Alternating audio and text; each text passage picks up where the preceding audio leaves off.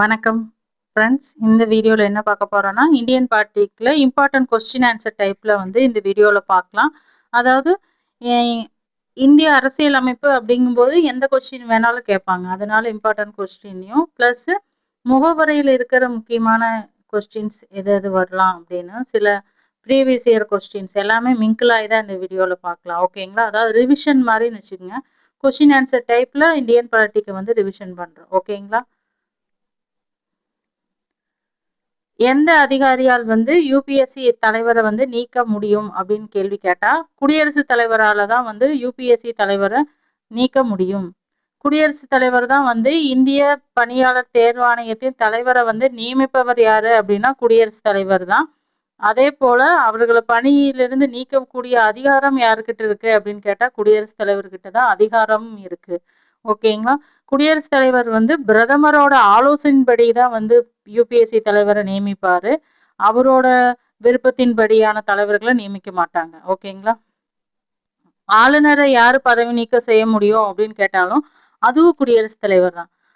ஆளுநரை நியமிக்கிறதும் வந்து குடியரசுத் தலைவர் தான். பதவி நீக்க செய்யறதுக்கு அதிகாரம் இருக்கிறதும் குடியரசுத் தலைவர் தான். ஆளுநர் நியமிக்கும் போதும் பிரதமரோட ஆலோசனைப்படி தான் வந்து ஆளுநர் அந்தந்த மாநிலங்களுக்கான ஆளுநரை வந்து நியமிக்கும் போது பிரதமரோட ஆலோசனையின்படி தான் குடியரசுத் தலைவர் செயல்படுவாங்க. எந்த பிரதமர் பதவி காலத்துல மக்களவை வந்து ஒருபோதும் கூடவே இல்லை அப்படின்னு கேட்டா சௌத்ரி சரண் சிங், அதாவது சரண் சிங்கோட ஆட்சி காலத்துலதான் வந்து மக்களவை வந்து கூட்டத்தொடர் நடத்தவே படலை. அதுக்குள்ளேயே வந்து அவரோட பதவி காலம் அப்படிங்கிறது நீக்கப்பட்டுரும். ஓகேங்களா? ஆண்டிற்கு இருமுறையாவது கட்டாயம் மக்களவை கூட்டத்தொடர் வந்து நடத்தப்படணும். ஆனா சரண் சிங்கோட ஆட்சி காலத்துல நடத்த முடியல. அது வந்து ஒரு வரலாறா இருக்கு. ஓகேங்களா? அதாவது 21வது திருத்தத்தின் மூலம் பின்வரும் மொழிகளில் எது முதல் பிராந்திய மொழியில் சேர்க்கப்பட்டுச்சு? பிராந்திய மொழியில 21வது திருத்தத்தின் மூலம் எந்த மொழி சேர்க்கப்பட்டுச்சு அப்படின்னா சிந்திய மொழி தான் வந்து பிராந்திய மொழியில முதல்ல சேர்க்கப்பட்டுச்சு.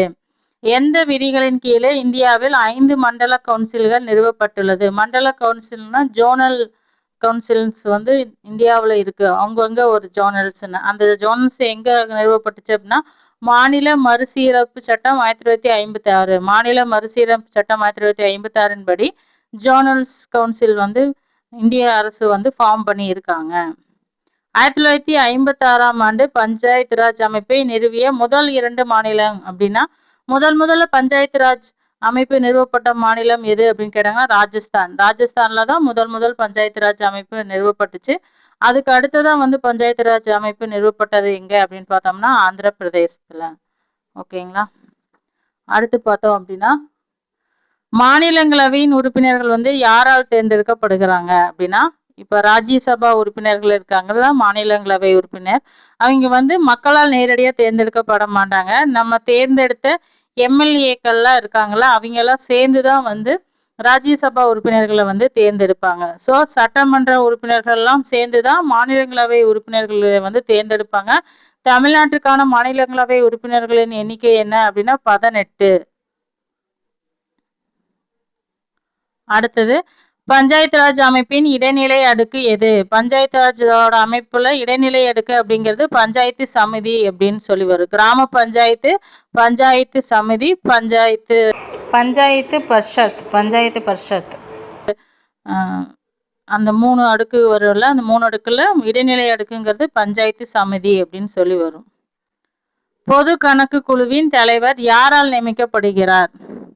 பொது கணக்கு குழுவோட தலைவர், பொது கணக்கு குழுன்னு சொல்லி மக்களவையில ஃபார்ம் பண்ணுவாங்க. அந்த குழுவோட தலைவர் யாரால் நியமிக்கப்படுவார் அப்படின்னா மக்களவை சபாநாயகர் தான் வந்து அந்த குழுவோட தலைவரை வந்து நியமிப்பாரு.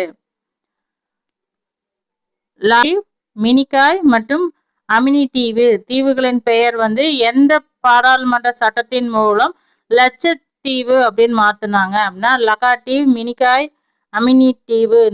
இந்த தீவுகளோட பெயரை வந்து எந்த பாராளுமன்ற சட்டத்தின் மூலம் வந்து லட்சத்தீவு அப்படின்னு எந்த ஆண்டு நிறைவேற்றினாங்க அப்படின்னா 1973ஆவது ஆண்டு சீர்திருத்த சட்டத்தின் மூலமா வந்து இந்த சின்ன சின்ன தீவுகள் எல்லாம் சேர்ந்து லட்சத்தீவு அப்படிங்கிற ஒரு பெயர் மாற்றத்தை வந்து இந்திய அரசு கொண்டு வந்திருக்காங்க.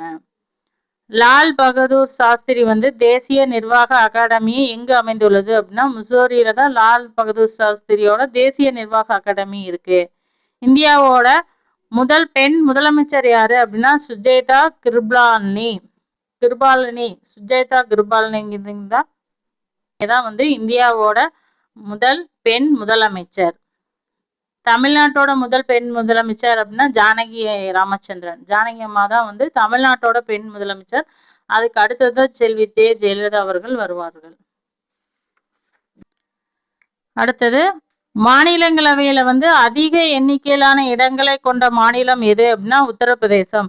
உத்தரப்பிரதேசத்துலதான் அதிக எண்ணிக்கையிலான மாநிலங்களவை ராஜ்யசபா உறுப்பினர்கள் வந்து உத்தரப்பிரதேசத்துலதான் அதிகமா இருக்காங்க. லோக்சபா உறுப்பினர்களும் உத்தரப்பிரதேசத்துல அதிகமா தான் இருக்காங்க. மக்களவை தொகுதிகளுக்கு தகுந்த மாதிரிதான் ராஜ்யசபா உறுப்பினர்களும் தேர்ந்தெடுக்கப்படுவாங்க. ஸோ அங்க உத்தரப்பிரதேசத்துலதான் அதிகமா இருக்காங்க. எந்த வழக்குல இந்திய உச்ச நீதிமன்றம் அரசியலமைப்பின் அடிப்படை கட்டமைப்பு கோட்பாட்டை முன்வைத்தது? அரசியலமைப்பு இந்தியா யூனியன் விசஸ் இந்தியன் அரசியலமைப்பு அப்படிங்கிற மாதிரி எந்த வழக்குல வந்து அரசியலமைப்போட அடிப்படை கோட்பாட்டை உச்ச நீதிமன்றம் முன்வைத்தது அப்படின்னு கேள்வி கேட்டாங்கன்னா கேசவானந்த பாரதி வழக்குல தான் வந்து உச்ச நீதிமன்றம் அந்த கோட்பாட்டை முன்வைத்தது. இந்தியாவிலோட முதல் பெண் ஆளுநர் யாரு அப்படின்னு கேட்டா சரோஜினி நாயுடு. இந்தியாவில் முதல் பெண் ஆளுநர் யாரு அப்படின்னு கேட்டா சரோஜினி நாயுடு. ஒரு சாதாரண மசோதா தொடர்பாக மாநிலங்களவைக்கும் மக்களவைக்கும் இடையே ஒரு முட்டுக்கட்டை ஏற்பட்டால் அது யாரால் தீர்க்கப்படும் அப்படின்னு சொன்னா, இப்போ ஒரு மசோதா இருக்கு, அதுக்கு வந்து கண்டிப்பா வந்து 2 அவைகள்லையுமே வந்து அது அனுமதி வேணும் அப்படிங்கிற பட்சத்துல மக்களவை வந்து நிறைவேற்றப்பட்டுருச்சு, மாநிலங்களவையில நிறைவேற்ற முடியல, அங்க பிரச்சனை வருது. அப்படிங்கும் போது எந்த முறைப்படி பார்த்தா 2 அவைக்கு இடையில சண்டை தீர்க்கப்படும் அப்படின்னு பார்த்தோம்னா நாடாளுமன்றத்துல கூட்டத்தொடர் தொடங்கி அதற்கு தலைமை வந்து சபாநாயகர் இருப்பாங்க. அந்த கூட்டத்தொடரில் தான் அந்த பிரச்சனைக்கான தீர்வை வந்து கொண்டு வருவாங்க.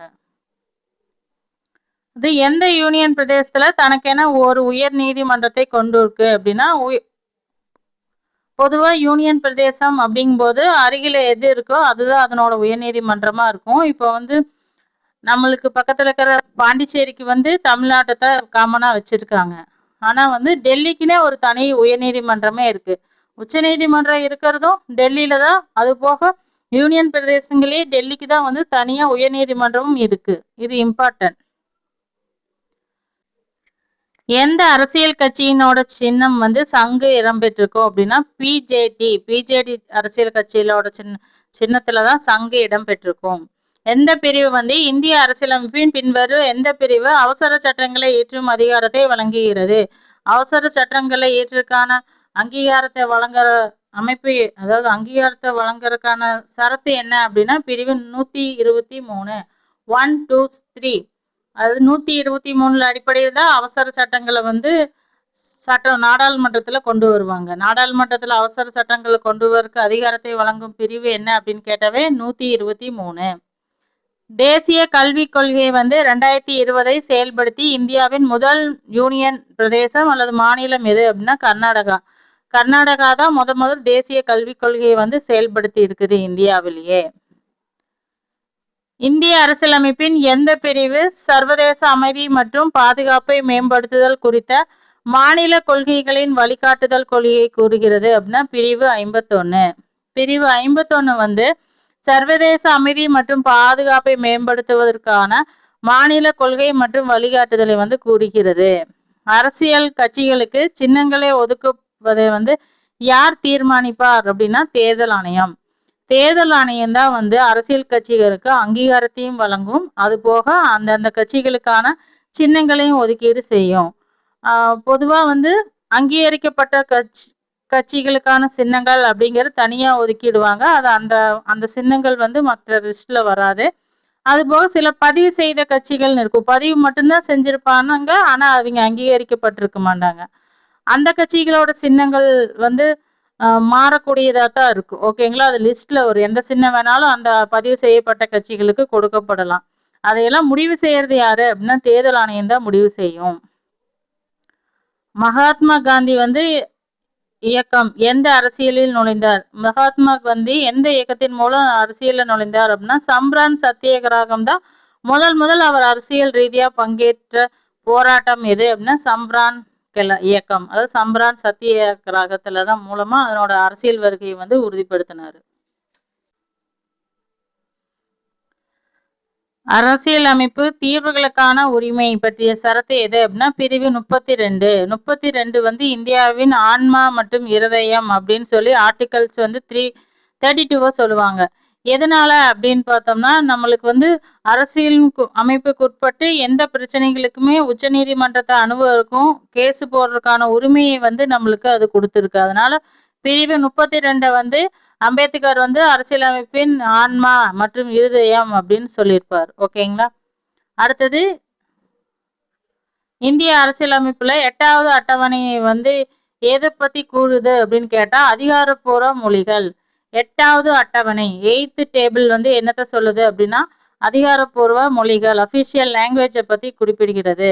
அதிகாரப்பூர்வ மொழிகளை பற்றிய அட்டவணை என்ன அப்படின்னா 8th அப்படின்னு சொல்லணும். அக்டோபர் 31, 1947 இந்திய அரசியலமைப்பு சபை மீண்டும் கூடிய போது அதன் குறைக்கப்பட்ட உறுப்பினர்களின் எண்ணிக்கை எவ்வளோ அப்படின்னா 299. அரசியல் நிர்ணய சபையில தொடக்கத்துல 345 பேர் இருப்பாங்க. அதுக்கப்புறம் பார்த்தோம் அப்படின்னா 299 பேர் தான் அதனோட உறுப்பினர்களா இருந்திருக்காங்க. அரசியலமைப்பு சபையின் ஆலோசகரா இருந்தவர் யாருன்னா PN ராவ். அரசியலமைப்பு சபையோட ஆலோசகரா இருந்தவர் PN ராவ். இந்திய அரசியலமைப்பு சபையின் தொடக்க கூட்டத்திற்கு தலைமை தாங்கியவர் யாரு அப்படின்னா சச்சிதானந்த சின்ஹா வந்து தற்காலிக தலைவரா வந்து அரசியலமைப்பு கூட்டத்துக்கு தலைமை தாங்கி இருப்பாரு. அவருக்கு அப்புறம் தான் ராஜேந்திர பிரசாத் அப்படிங்கிறவர் அரசியலமைப்பு நிர்ணய சபையின் தலைவரா தேர்ந்தெடுக்கப்பட்டிருப்பாரு. ஸோ தற்காலிக தலைவர் அப்படிங்கும்போது சச்சிதானந்த சின்ஹா அப்படின்னு சொல்லணும். அரசியலமைப்பின் தலைவர் அப்படின்னு கேட்டா ராஜேந்திர பிரசாத் தான் சொல்லணும். இந்திய அரசியலமைப்பில் சட்ட வரைவு குழுவின் தலைவரா பணியாற்றியவர் யாருன்னா அரசியலமைப்பு சட்ட வரைவு குழுவோட தலைவர் யாரு, அதை உருவாக்குறதுக்கான குழுவோட தலைவர் PR அம்பேத்கர் தான். அரசியலமைப்பு நிர்ணய குழுக்கள் வந்து என்னென்ன குழுக்கள், நிறைய குழுக்களை ஃபார்ம் பண்ணியிருந்தாங்க. அதுல முக்கியமானது ப்ரீவியஸ் இயர்ல கொஸ்டின் கேட்ட குழு பார்த்துக்கோம். அதனோட தலைவர் யாரு அப்படின்னு பார்த்தோம்னா வரைவு குழுவோட தலைவர் அப்படிங்கும்போது அம்பேத்கர் தான் வரைவு குழுவோட தலைவரா இருப்பாரு. அடிப்படை மற்றும் சிறுபான்மையர் உரிமைகள் குழு வந்து வல்லபாய் பட்டேல். அடிப்படை மற்றும் சிறுபான்மையர் உரிமைகள் குழுவோட தலைவர் வந்து வல்லபாய் பட்டேல். அரசியல் அமைப்பு குழுவோட தலைவர் வந்து ஜவஹர்லால் நேரு. செயற்குழு தலைவர் வந்து கன்சியால் முன்சி அப்படிங்கிறவர் செயற்குழு தலைவரா இருந்திருக்காரு. ஓகேங்களா. அடுத்து பார்த்தோம் அப்படின்னா ஜூலை 22, 1947 அப்படிங்கிறது வந்து அரசியலமைப்பு சபையால் வந்து தேசிய கொடியை வந்து ஏற்றுக்கொள்ளப்பட்டுச்சு. தேசிய கொடி ஏற்றுக்கொள்ளப்பட்டது ஜூலை 22, 1947 தேசிய கொடி அப்படிங்கிறது ஏற்றுக்கொள்ளப்பட்டுச்சு. ஜனவரி 24, 1950 தேசிய பாடல் ஏற்றுக்கொள்ளப்பட்டுச்சு. முதல்ல கொடியை ஏற்றுக்கொண்டாங்க. அது 1947 ஏற்றுட்டாங்க. ஏன்னா வந்து நம்ம ஆகஸ்ட் 15 கொடி ஏற்றணும் அப்படிங்கறதுக்காக முதல்ல கொடியவே ஏத்துட்டாங்க. அதுக்கப்புறம் தான் 1950 ஜனவரி 24 தேசிய பாடல் வந்து ஏற்றுக்கொள்ளப்பட்டுச்சு. ஓகேங்களா. சரி, தேசிய பாடல் அப்படிங்கும்போது ஜனகணமன வந்து தேசிய பாடலா ஏற்றுக்கொள்ளப்பட்டது ஜனவரி 24, 1950. ஜனவரி 26, 1950 வந்து தேசிய சின்னங்கள் வந்து ஏற்றுக்கொள்ளப்பட்டுச்சு. இந்தியாவோட அனிமல், அதாவது இந்தியாவோட அனிமல்ஸ் புலி அப்படின்னும் இந்தியாவோட மலர் தாமரை அப்படின்னும் விலங்கு அப்படிங்கிறது மயில், இந்த மாதிரி இது எல்லாத்தையுமே வந்து ஜனவரி 26, 1950 வந்து அரசாங்கத்துல தேசிய சின்னங்கள் வந்து ஏற்றுக்கொண்டிருக்காங்க. மார்ச் 22, 1957 தேசிய நாள்காட்டி. தேசிய நாள்காட்டி வந்து ஏற்றுக்கொள்ளப்பட்ட ஆண்டு வந்து 1957 மார்ச் 22 ஏற்றுக்கொண்டிருக்காங்க.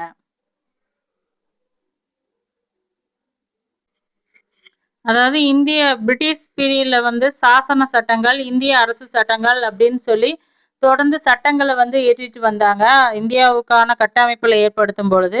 அப்ப இந்திய அரசு சட்டம் 1919 முக்கியமான சிறப்பு அம்சங்கள் என்னென்ன அப்படின்னு பார்த்தோம்னா மாகாணத்துல வந்து நிர்வாக அரசாங்கத்தில் இரட்டை ஆட்சியை வந்து அறிமுகப்படுத்திய சட்டம் எது அப்படின்னா 1919.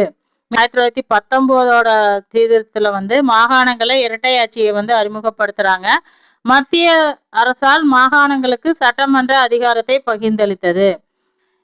இரட்டை ஆட்சி முறை அப்படின்னு என்னன்னா, மத்தியில வந்து அரசு இருக்கும். அது போக மாகாணங்களுக்கு வந்து தேர்ந்தெடுக்கப்பட்ட பிரதிநிதிகள் இருப்பாங்க. அது போக அரசாங்கத்தால் நியமிக்கப்பட்ட ஒரு ஆளுநர் இருப்பாங்க. அததான் இரட்டை ஆட்சிங்கிறேன். இப்போ முதலமைச்சர் வந்து மக்கள் தேர்ந்தெடுக்கிறோன்னு வைங்க.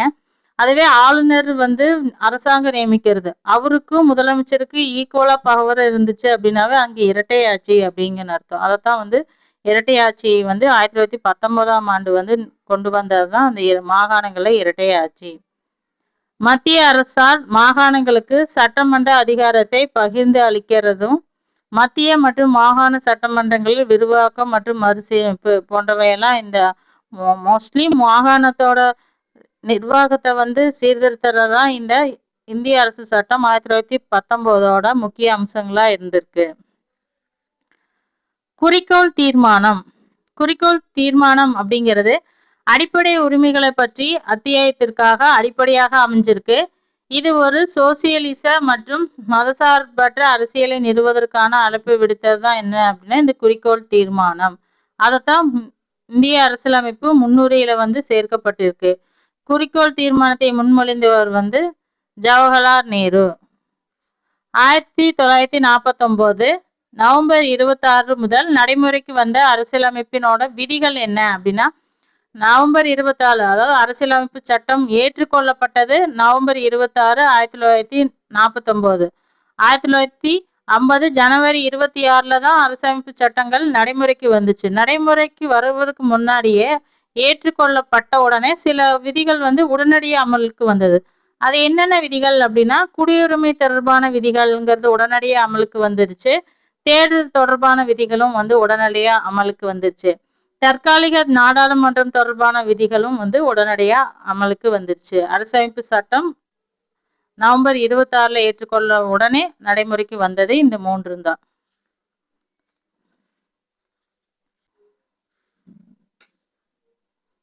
இந்திய அரசியலமைப்பு ஒரு மதசார்பற்ற அரசை வந்து நிறுவுகிறது. அதுக்கான காரணம், அதாவது எதனால இந்திய அரசியலமைப்பு மதசார்பற்றது அப்படின்னு சொன்னோம்னா, அரசு அனைத்து மதங்களையும் சமமாக நடத்தும். இங்க அரசுக்கு வந்து அரசுக்கு வந்து அனைத்து மதங்களுமே வந்து சமமாகத்தான் இருக்கும். நம்பிக்கை வழிபாட்டு சுதந்திரம் அனைத்து மக்களுக்கும் அனுமதிக்கப்படும். எல்லா மக்களும் அவரவர் விரும்பும் மதத்தை வந்து பின்பற்றுறதுக்கான சுதந்திரம் அப்படிங்கிறது வந்து இந்தியாவில் இருக்கு. இந்திய குடிமக்களுக்கு மட்டும் கிடையாது, வெளிநாட்டிலிருந்து வந்து இந்தியாவில் இருக்காங்களே இந்திய குடியுரிமை பெறாம அவங்களுக்கும் வந்து இந்த மத சுதந்திரம் அப்படிங்கிறது பொதுவானது. கொஸ்டின் வந்து ஆல்ரெடி ப்ரீவியஸ் இயர்ல கேட்டிருக்காங்க. மத சுதந்திரம் வந்து இந்திய குடிமக்களுக்கு மட்டுமா இல்ல வெளிநாட்டு குடிமக்களுக்குமா அப்படின்னா, வெளிநாட்டிலிருந்து வந்து இங்க குடியுரிமை வாங்காம டெம்பரரியா இருப்பாங்களா அவங்களுக்கும் மத சுதந்திரம் அப்படிங்கிறது இந்திய அரசியலமைப்பு வழங்குகிறது. வேலை வாய்ப்பு விஷயங்கள்ல மதத்தின் அடிப்படையில் அரசு எந்த பாகுபாடும் காட்டக்கூடாது. அதெல்லாம் வந்து இந்திய மதசார்பற்ற நாடு அப்படிங்கிறத டிக்ளேர் பண்றதுக்கான ஒரு முக்கியமானது. இது அரசியலமைப்புல குறிப்பிடப்பட்டிருக்கா அப்படின்னு பார்த்தோம்னா, மதசார்பான சுதந்திரம் அப்படிங்கிறது கீழே சில விதிமுறைகளை குறிப்பிட்டிருக்காங்க. அடுத்து பார்த்தோம் அப்படின்னா பொறுத்துறது தான் முக்கியமானது. அதாவது இந்திய அரசு சட்டம் அப்படிங்கிறது 1919 அரசாட்சியை பத்தி குறிப்பிடுகிறது. இந்திய அரசு சட்டம் 1919 வந்து மாகாணங்கள்ல இரட்டை ஆட்சியை வந்து குறிப்பிடும். இரட்டை ஆட்சியை பத்தி குறிப்பிடும்.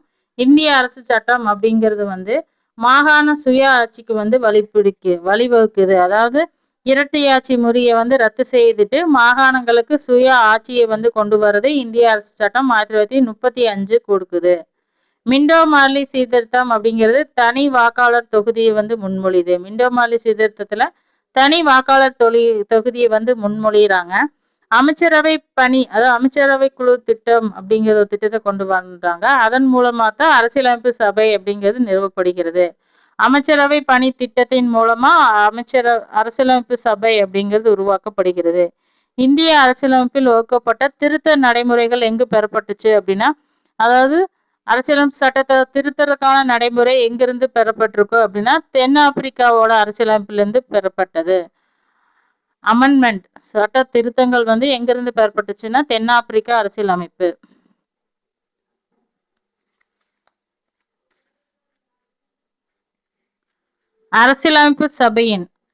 அரசியலமைப்பின் சபையின் முதல் அமர்வு வந்து எங்க நடைபெற்றுச்சுன்னா புதுடெல்லியில தான் நடைபெற்றது. அரசியலமைப்பு சபையின் முதல் அமர்வு எங்க நடைபெற்றுச்சு அப்படின்னா புதுடெல்லியில. அமைச்சரவை சபையின் மத்திய அமைச்சரவை குழுவின் தலைவராக இருந்தவர் யாரு அப்படின்னா ஜவஹர்லால் நேரு. அரசியலமைப்பு சபையோட அரசியலமைப்பு சபையின் மத்திய அரசியலமைப்பு குழு தலைவராக இருந்தவர் யாருன்னா ஜவஹர்லால் நேரு.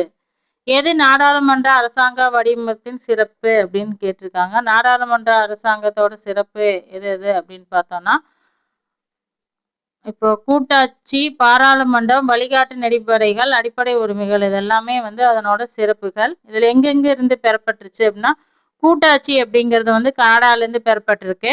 பாராளுமன்றம் அப்படிங்கிறது பிரிட்டிஷ் நாடாளுமன்றத்திலிருந்து பெறப்பட்டிருக்கு. அரசு வழிகாட்டு நெறிமுறை கோட்பாடுகள்ங்கிறது அயர்லாந்திலிருந்து பெறப்பட்டிருக்கு. அடிப்படை உரிமைகள் அப்படிங்கிறது அமெரிக்காட்டிலிருந்து பெறப்பட்டிருக்கு. இந்திய அரசியலமைப்பு ஜெர்மனியில் லீமர் அரசமைப்பிலிருந்து எந்த அம்சங்களை பெற்றிருக்கு அப்படின்னு பார்த்தோம்னா இந்திய அரசமைப்பு ஜெர்மனியிலிருந்து லீமர் அரசமைப்பிலிருந்து எந்த அம்சங்களை எல்லாம் பெற்றிருக்கு அப்படின்னு கொஸ்டின் கேட்டாங்கன்னா தேசிய அவசர நிலையின் போது அடிப்படை உரிமைகளை வந்து ரத்து செய்வாங்க, இடையே நிறுத்தி வைப்பாங்க. அந்த சிறப்பை வந்து ஜெர்மனியல் அரசமைப்பிலிருந்து பெறப்பட்டதுதான். அந்த தேசிய அவசர காலங்களின் போது அடிப்படை உரிமைகளை நிறுத்தி வைக்கிறது வந்து ஜெர்மனியிலிருந்து பெறப்பட்டிருக்கு.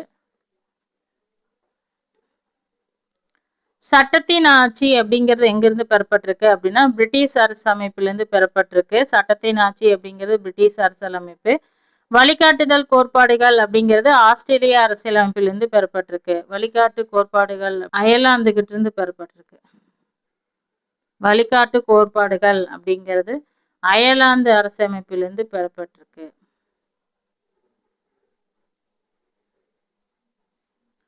அடுத்து முகவுரை அப்படிங்கிறது வந்து இந்திய அரசியலமைப்பின் கூட்டமைப்பை எந்த அரசியலமைப்பிலிருந்து பெறப்பட்டோம் அப்படின்னா கனடால இருந்து தான். கூட்டாட்சி அப்படிங்கிற தத்துவத்தை வந்து கனடால இருந்து எடுத்து வந்தோம். முகவுரை அப்படிங்கிறது இந்திய அரசியலமைப்புல திறந்தோனி அரசியலமைப்பு புத்தகத்தை திறந்தோனி இருக்கிற முதல் பேஜ் தான் என்னன்னு சொல்றோம் முகவுரை அப்படின்னு சொல்றோம். ஓகேங்களா. முகவுரையில வந்து சோசியலிச மதசார்பற்ற தேசத்தின் ஒற்றுமை மற்றும் ஒருமைப்பாடு அப்படிங்கிற வார்த்தையை வந்து எந்த அரசியலமைப்பு திருத்தத்தின் மூலம் சேர்த்துனாங்க அப்படின்னா 42வது திருத்தம். முகவுரை வந்து இது வரைக்கும் ஒரே ஒரு முறை தான் திருத்தப்பட்டிருக்கு. 42வது திருத்தம் சட்டத்தின் மூலமா தான் திருத்தப்பட்டிருக்கு. இந்தியாவில் கூட்டாட்சி வடிவ அரசாங்கத்தை வந்து தேர்ந்தெடுவதற்கு காரணம் எது அப்படின்னா கூட்டாட்சியா இருக்கிற காரணம் வந்து இங்க பல்வேறு மொழி மற்றும் பல்வேறு மாநிலங்கள் தங்களுக்குன்னு தனித்தனி கலாச்சார பண்பாடுகளை கொண்டு இருக்குனுங்காட்டி தான் இந்தியாவில் வந்து கூட்டாட்சி அரசாங்கமா இருக்கு. ஆனா சைனா போன்ற நாடுகள் வந்து இந்தியா மாதிரி பெரிய நாடு தான். ஆனா அங்க ஒரே மொழி ஒரே கல்ச்சர் அப்படிங்க மட்டும் அங்க பெரிய நாடு ஒன்றா இருக்கு. ஆனா இந்தியாவில் வந்து மொழி பிரச்சனைனாலையும் அந்தந்த பிராந்தியங்கள் அதாவது சுதந்திரத்துக்கு முன்னாடி இருந்தே தனித்தனியா செயல்பட்டு இருந்துச்சு.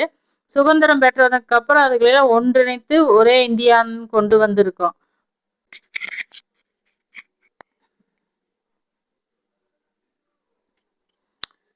இந்திய அரசியலமைப்பின் முகவுரை ஒரு பகுதி இல்லை அப்படின்னு சொல்லி எதெல்லாம் சொல்லலாம் அப்படின்னு பார்த்தோம்னா எதெல்லாம் இந்திய அரசியலமைப்பினோட பகுதி இல்லை அப்படின்னு சொன்னா மதசார்பின்மை வந்து முகவுரையில இருக்கு. சமூகவியல் அப்படிங்கிறது சோசியலிசம் இருக்குது. ஜனநாயக குடியரசு இந்த வார்த்தையும் வந்து முகவுரையில இருக்கு. கூட்டாட்சி அப்படிங்கிற வார்த்தை இல்லை. அப்போ கூட்டாட்சி அப்படிங்கிற வார்த்தை முகவுரையில இடம்பெறவில்லை. இந்தியாவுக்கு வந்து இறையாண்மைக்கு ஆதாரம் இந்தியா வந்து ஒரு இறையாண்மை மிக்க நாடு அப்படிங்கிறதுக்கு ஆதாரம் எது அப்படின்னா அரசியலமைப்போட முன்னுரை தான் இந்தியா ஒரு இறையாண்மை மிக்க நாடு அப்படிங்கிறதுக்கான ஆதாரம். டிசம்பர் 13, 1946 அன்று அரசியலமைப்பு சபையில் இந்திய அரசியலமைப்பின் முகவுரையின் அடிப்படை உருவாக்கிய குறிக்கோள் தீர்மானத்தை முன்மொழிந்தவர் யாரு அப்படின்னா ஜவஹர்லால் நேரு தான் குறிக்கோள் தீர்மானத்தை முன்மொழிந்தாரு. அரசியலமைப்பு முகவுரையில எந்த பிரிவின்படி உத்தரவாதம் அளிக்கப்பட்ட சுதந்திரத்தை நீதிமன்றம் உறுதி செய்கிறது அப்படின்னா பிரிவு 25 படி உத்தரவாதமா கொடுக்கிற சுதந்திரத்தை வந்து நீதிமன்றங்கள் வந்து உறுதி செய்யுது. அடுத்தது சோசியலிஸ்ட் என்ற சொல் வந்து முகவுரையில் சேர்க்கப்பட்டதனோட நோக்கம் என்ன அப்படின்னா, பொருளாதாரம் மற்றும் அரசியலில் உள்ள சமத்துவமின்மையை நீக்கிறதுக்காக தான் இந்த சோசியலிஸ்ட் அப்படிங்கிற வார்த்தையை வந்து முகவுரையில சேர்த்திருக்காங்க. முகவுரையில இந்திய அரசியலமைப்பின் அதன் அதிகாரத்தை எங்கிருந்து பெறுகிறது அப்படின்னா, இந்திய மக்கள் நம்மளோட அதிகாரத்தை இந்திய மக்களாகிய நாம் நமக்கு வழங்கி கொள்வது அப்படின்னு தான் சொல்லியிருப்பாங்க. ஸோ இந்திய அரசியலமைப்புல அதன் அதிகாரத்தை எங்கிருந்து பெறுகிறோம் அப்படின்னா, இந்திய மக்களிடமிருந்து பெறுகிறோம். இந்திய மக்களுக்கு கொடுப்பதுதான் அது. பின்வரும் அமைப்புகள்ல எது அரசியலமைப்பின் குறிப்பிடப்படவில்லை, எது வந்து அரசியலமைப்புல குறிப்பிடப்படவில்லை அப்படின்னா, தேசிய வளர்ச்சி கவுன்சில் அரசியலமைப்புல இல்லை, திட்ட ஆணையம் அரசியலமைப்புல கிடையாது, மண்டல கவுன்சில்களும் அரசியலமைப்புல இல்லை. ஸோ இந்த மூணுமே வந்து அரசியலமைப்பில் குறிப்பிடப்படவில்லை. எந்த புரட்சியின் சுதந்திரம், சமத்துவம், சகோதரத்துவம் கொள்கை உருவாக்கப்பட்டுச்சு அப்படின்னா, பிரெஞ்சு புரட்சியின் மூலமா தான் சுதந்திரம், சமத்துவம், சகோதரத்துவம் கருத்து கொள்கைகளை உருவாச்சு. அதைத்தான் வந்து நமது அரசியலமைப்புல முகவுரையில சேர்த்திருக்கோம். இந்திய அரசியலமைப்பு சூழலில் இறையாண்மை என்ற வார்த்தையின் அர்த்தம் என்ன அப்படின்னா, சுதந்திர மாநிலம். இறையாண்மை அப்படின்னா கட்டுப்பாடு இல்லாம அப்படின்னு அர்த்தம். இப்ப இந்தியாவோட உள்நாட்டு விவகாரங்கள்ல வந்து மற்ற நாடுகள் வந்து தலையிடக்கூடாது. அதைத்தான் வந்து இறையாண்மை அப்படின்னு சொல்றோம். சில முக்கிய முடிவுகள் எடுக்கும்போது நம்ம தான் சுயமா சிந்திச்சு முடிவெடுப்போம். எந்த ஒரு பெரிய நாடு வந்து நம்மளை வந்து நீங்க இப்படித்தான் எடுக்கணும்னு சொல்ல முடியாது. ஆனா இப்ப இருக்கிற சூழ்நிலைப்படி பார்த்தோம் அப்படின்னா, இந்தியாவோட இறையாண்மை கேள்விக்குறி ஆக்குற மாதிரி தான் அமெரிக்க அதிபர் வந்து சில முக்கிய நிகழ்வுகளெல்லாம் நம்மளை வந்து ஃபோர்ஸ் பண்ணி முடிவெடுக்க வச்சிருக்காரு. ஓகேங்களா? அந்த இடத்துல இறையாண்மை அப்படிங்கிறது கேள்விக்குறி ஆகிற மாதிரி தான் இருக்கும்.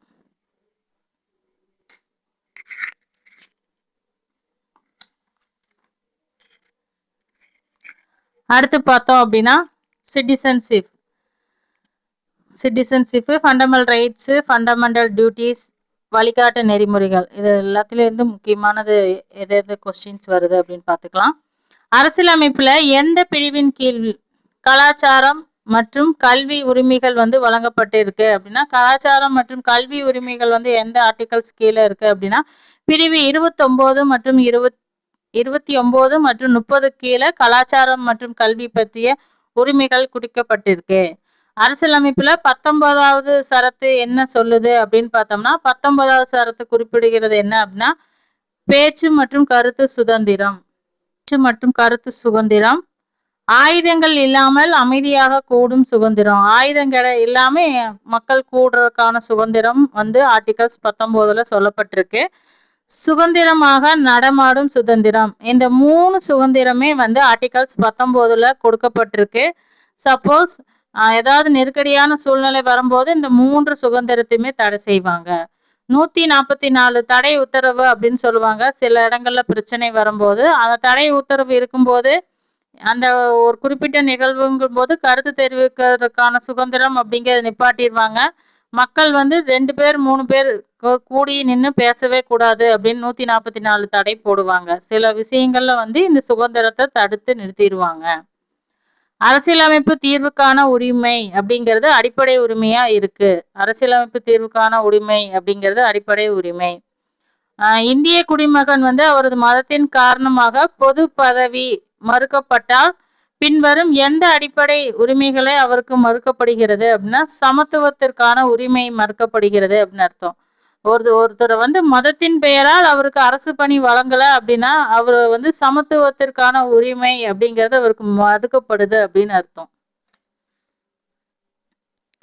அவசர நிலையின் போது பிரிவு 19 கீழ் அடிப்படை சுதந்திரங்கள் வந்து இடைநிறுத்தப்படுகிறது. எந்த மாதிரியான சூழ்நிலைகளில் அப்படின்னா, போர் மற்றும் வெளிப்புற ஆக்கிரமிப்பு. போர் இல்ல வெளிப்புற ஆக்கிரமிப்பு வரும்போது இந்த 19 அப்படிங்கிறது, அதாவது பேச்சு சுதந்திரம், மக்கள் எல்லாம் ஒரு இடத்துல கூடுற சுதந்திரம் அதெல்லாம் நிறுத்தி வைக்கப்படும்.